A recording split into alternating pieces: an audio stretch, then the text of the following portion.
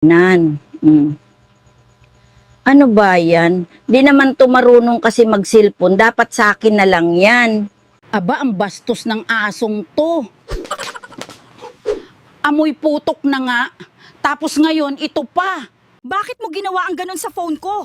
Ngayon ay kailangan nating harapin ang resulta ng iyong kapilyuhan. Hindi mo dapat sinira ang gamit ko ng ganyan.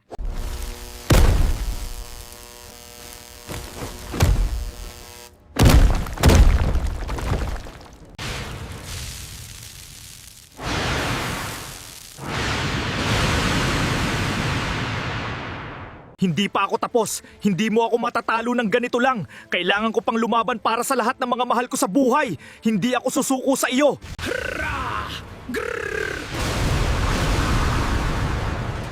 Take this! Aru! Gagamitin ko na ang pinagbabawal na teknik! Patawad, Nido. Bakit mo kasi sinira cellphone ko? Yan tuloy.